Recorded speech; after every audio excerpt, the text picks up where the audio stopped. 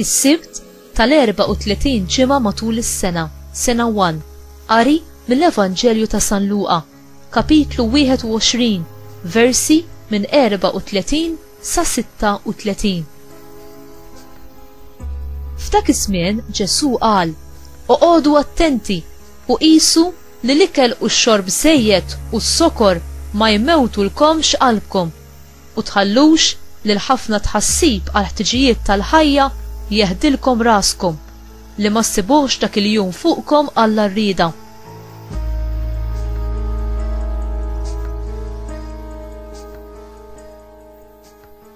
Għaxu jum li qatt jaqa' bħal nassa fuq kull min jammar fuq wiċċ l-art kollha. Isru mela u jtolbu l-ħin kollu biex tkunu tifilħu tgħaddu minn kull ma għandu jiġri u tieqfu quddiem bin il-bniedem.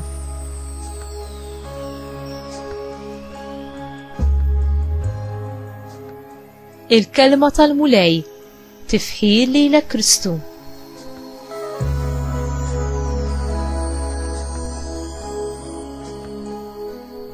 Hemm xi ħaġa f'ħajtek li żommok lura milli tirċievi il-ferħ u l-libertà li l-mulej joffrilek. Alla irid li qlubna ikunu għalih u għas-saltna tiegħu. Imma qlubna ġieli jkunu mtaqla bil-ħafna preokkupazzjonijiet u bid-dnub.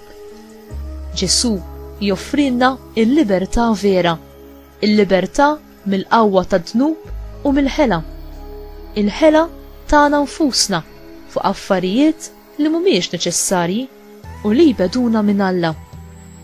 Ġesu joffrilna il-libertà mill-qawwa tal-vizzi u mill-iskjavitu tal-passjonijiet tagħna. Milli nagħmlu l-ikel, ix-xorb u affarijiet oħra bħala sidien tagħna, minflok bħala l-qaddejja tagħna. U Ġesu joffrilna il-libertà mill-qawwa tal-ansjetajiet u tal-inkwiet żejjed li jipparalizzawna. Li nkunu mimlijin bil-biża' minflok inkunu mħeġġa bl-imħabba ta' Alla.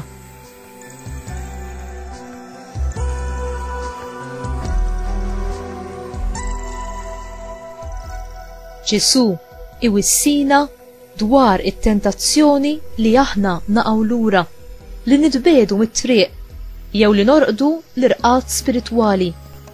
Huwa vera faċli li aħna ninqabdu nkunu medija f'ħafna affarijiet tal-mument preżenti u li nittaqlu b'ħafna nkwiet. Il-mulej jaf bin-nuqqasijiet u l-isforzi tagħna kollha u jagħtina l-grazzja biex aħna nġorru is-slaleb tagħna u nimxu warajh fit-triq tal-qdusija. Imma hemm ħaġa waħda li hu ma jittollerax: l-indifferenza jew li nkunu passivi meta aħna għandna nfittxuh b'qalbna kollha, u l-attitudni tagħna li aħna ma nagħtux każ jew li ma nagħmlu xejn. Alla jistenna ħafna minn għandna, jistenna dak li aħna ma nistgħux nagħmlu mingħajr l-għajnuna tiegħu. Il-grazzja tiegħu hi biżżejjed. U jistenna minna li nkunu attenti għal miġja tiegħu f'kull ħin, li nitolbu mod speċjali għal qawwa u biex nipperseveraw fil-fidi, li ngħaddu minn provi li jiġuna u li naħarbu kull tentazzjoni ta' dnub, speċjalment tal-apostesija, jiġifieri li aħna niġħdu lil Kristu minħabba il-biża' jew is-supervja. Alla huwa dejjem lest li jimlina bil-grazzja u bil-qawwa tiegħu. U qalbek tixxenna għal Alla jew jam taqla b'ħafna affarijiet oħra.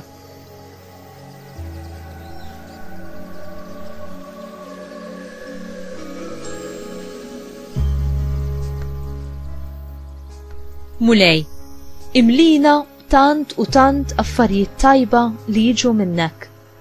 Imla lil qalbi bil-imħabba, bil-paċi, bil-ferħ u bis-sewwa tas-saltna tiegħek.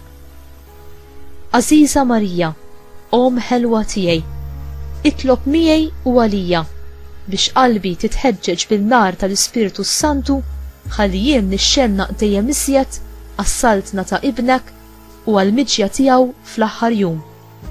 Amen.